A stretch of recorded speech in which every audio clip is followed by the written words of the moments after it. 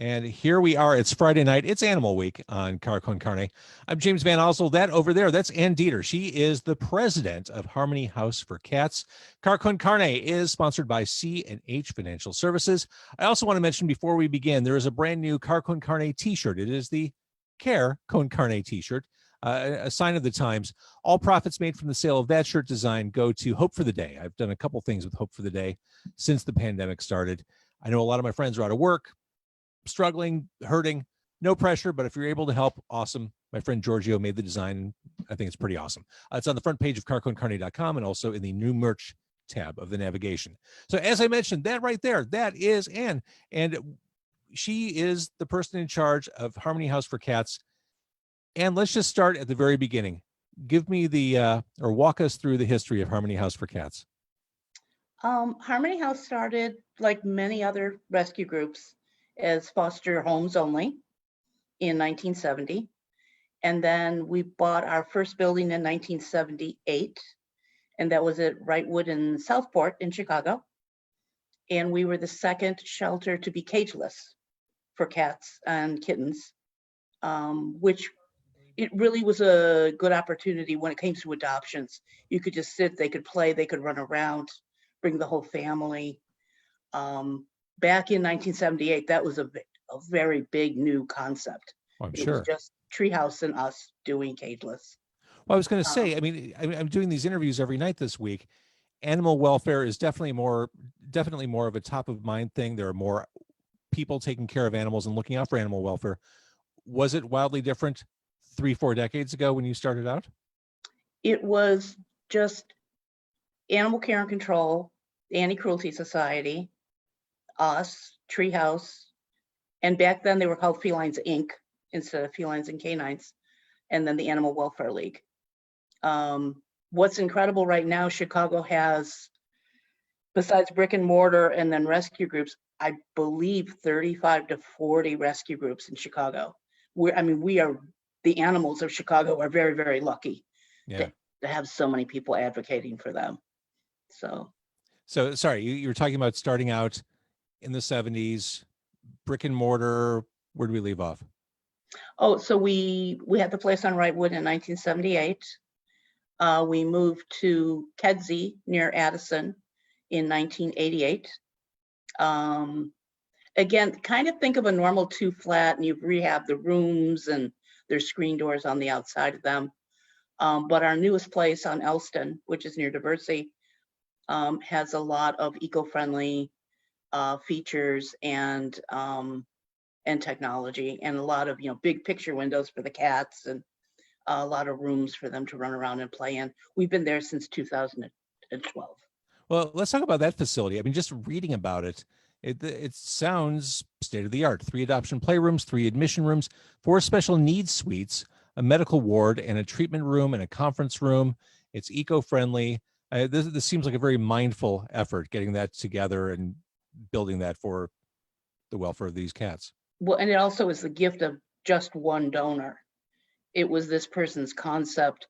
They were part of the process and the team, and assembled the architects, the engineers, everyone that was a part of that team. And to have someone literally present you with that kind of a gift is just mind-boggling. So at that point, how hard were you crying when you found out you were going to get that check for that? Actually, it was more being stunned. And I have a feeling when I went back to the board, that was their feeling. And then, of course, the process started in 2010. To this day, it's still a secret who our donor is. Really? That's true benevolence. Yeah, that was very important that not be told to the public. Wow. So let's talk about where things are at now because of COVID-19. You are completely closed down for the moment, aren't you? We did that to protect our staff. We have a really tiny staff of 7 people, and we just even to have our own volunteers coming and going.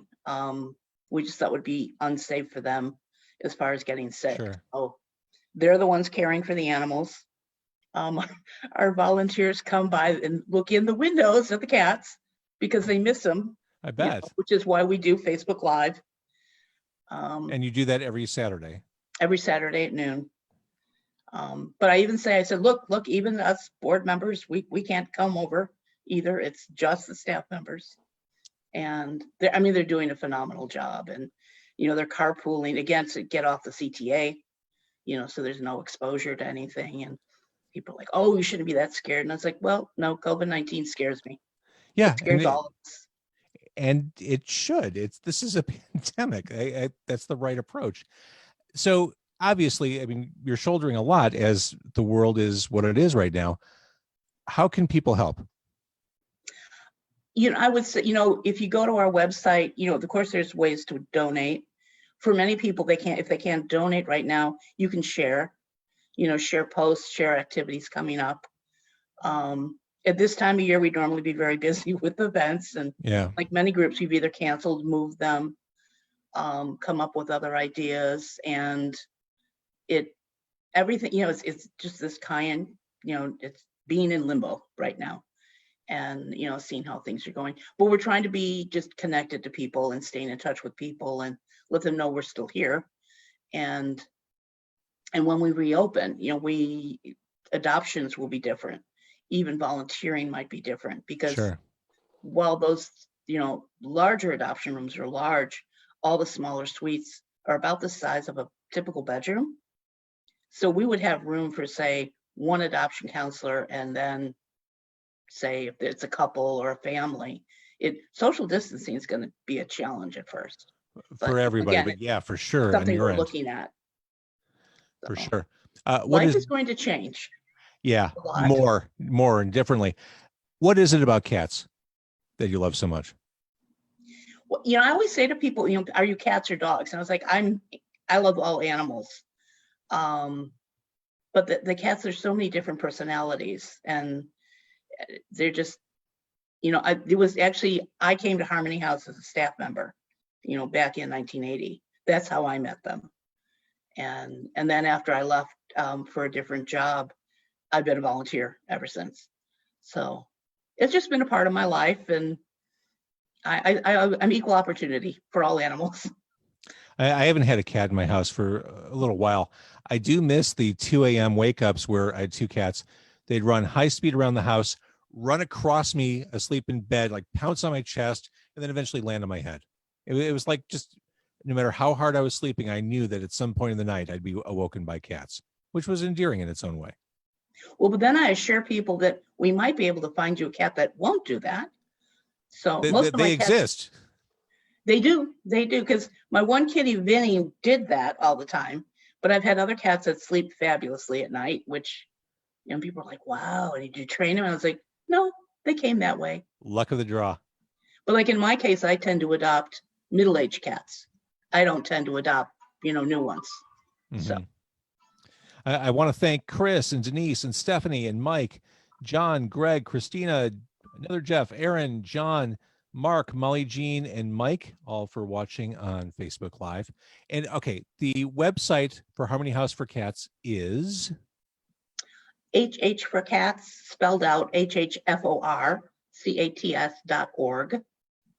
And again, people can learn more, and if they want to help, if they can help, they can do so. They can also follow Harmony House on social media, watch the Facebook Live, share the content, talk about it, get this content socialized and discussed. And that's so important. Whether you share it, you like it, tell your friends.